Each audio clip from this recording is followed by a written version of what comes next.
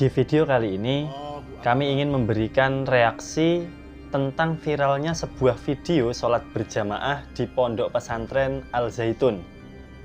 Di dalam jamaah sholat ini, bisa kita saksikan adanya perempuan pada barisan shaf depan, di mana itu adalah shaf untuk laki-laki. Kemudian shafnya pun jarang-jarang, shafnya tidak rapat.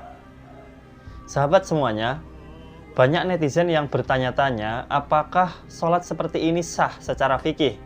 Dikarenakan banyak sekali keanehan, selain shafnya jarang-jarang, kemudian ada wanita yang di shaf terdepan, kemudian ada juga gerakan-gerakan yang aneh, tidak lazim.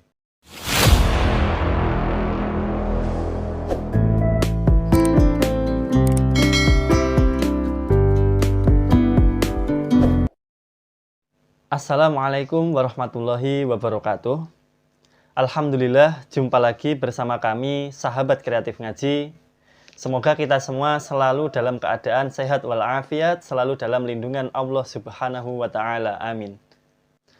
Telah beredar sebuah video viral jamaah sholat di Pondok Pesantren Al Zaitun. Banyak sekali keanehan dalam pelaksanaan sholat.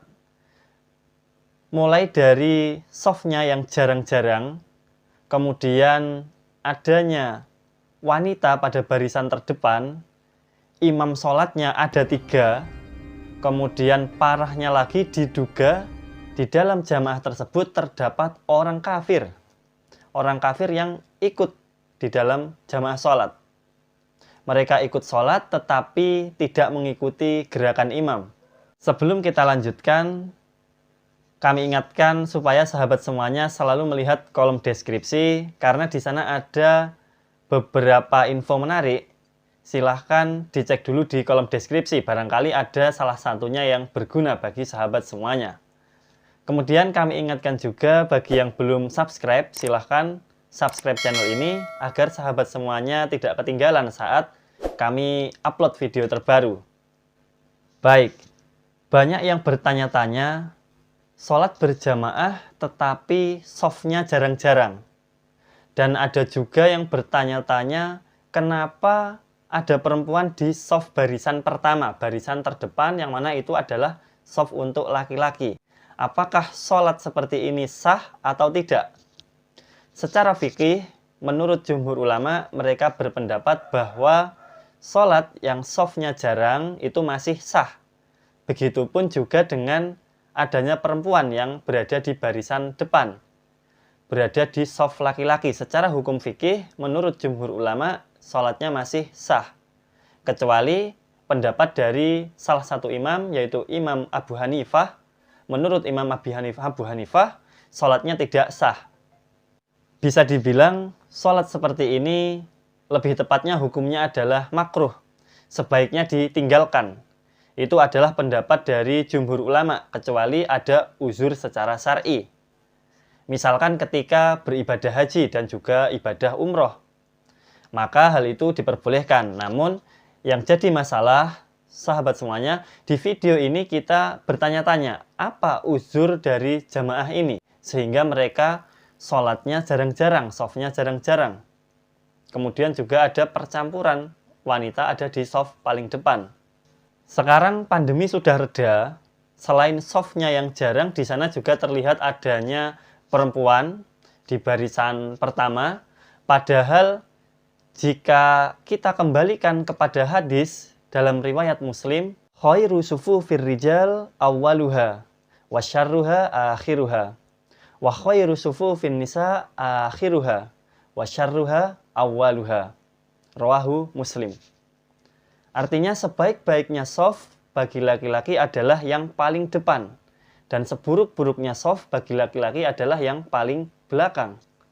Sedangkan sebaik-baik shaf bagi perempuan adalah yang paling belakang, dan seburuk-buruk shaf bagi perempuan adalah yang paling depan. Hadis riwayat Muslim.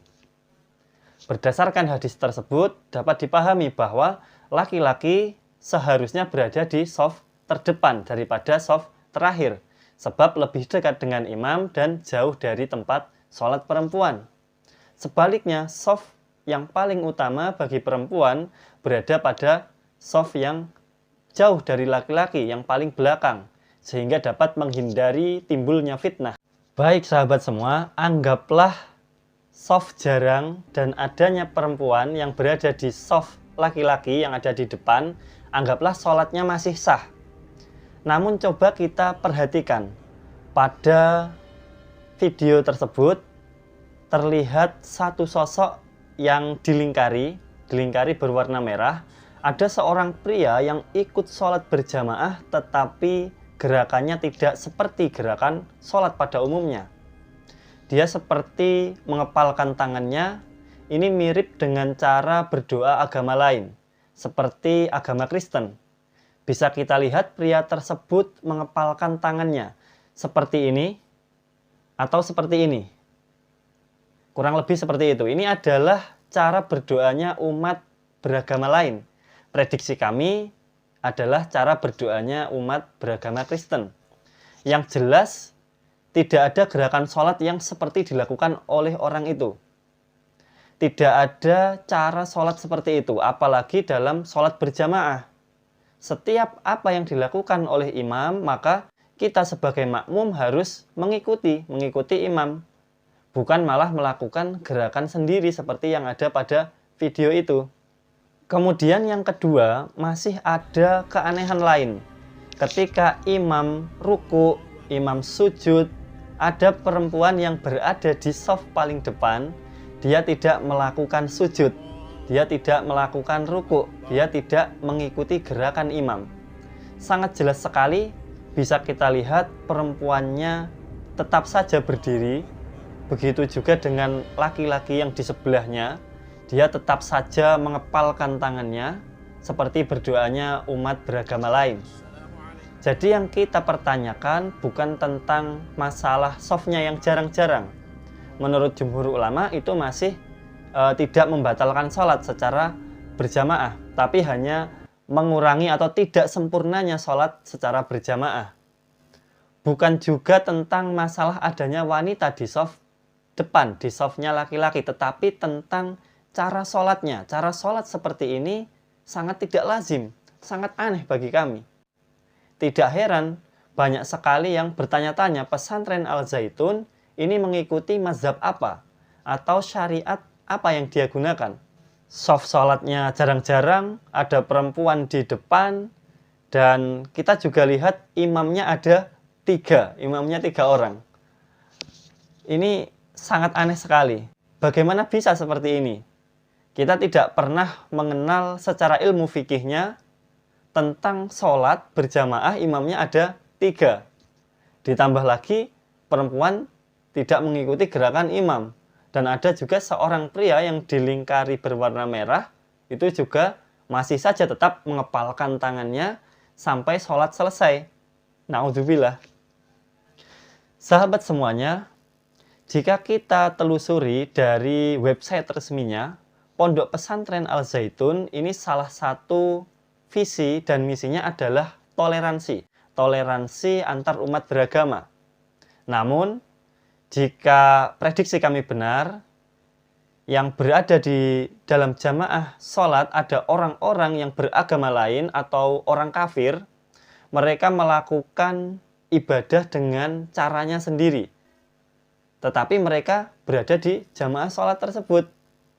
Itu bukan toleransi, itu adalah, menurut kami itu adalah kesesatan yang harus kita luruskan. Bagaimana mungkin orang kafir ikut sholat berjamaah, ikut berjamaah dengan kita, tetapi cara sholatnya tidak sesuai yang dicontohkan, tidak mengikuti gerakan imam, niatnya pasti berbeda, kemudian Tuhannya juga pasti kan berbeda. Kita menyembah Allah Subhanahu wa Ta'ala, sedangkan mereka menyembah selain Allah.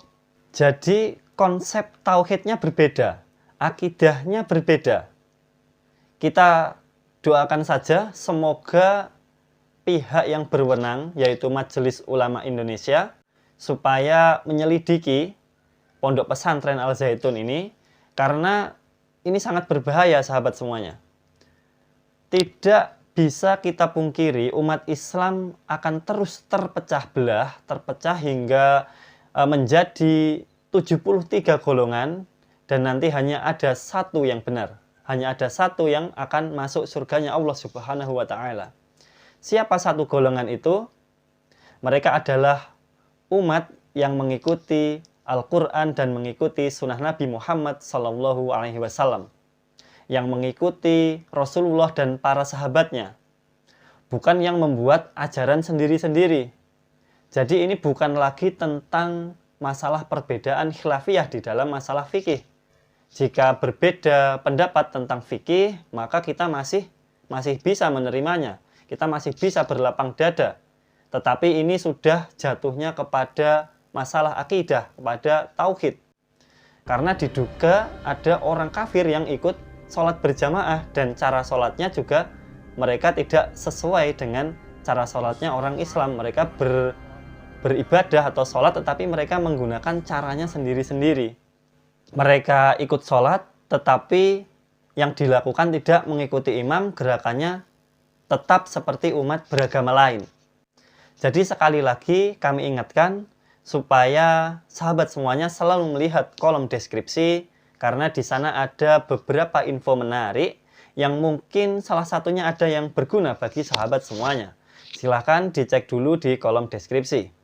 Semoga kita semua tetap diberikan keteguhan di dalam syariat Islam, di dalam agama Islam, sesuai dengan Al-Quran dan As-Sunnah, sesuai dengan ajaran para ulama kita yang terdahulu.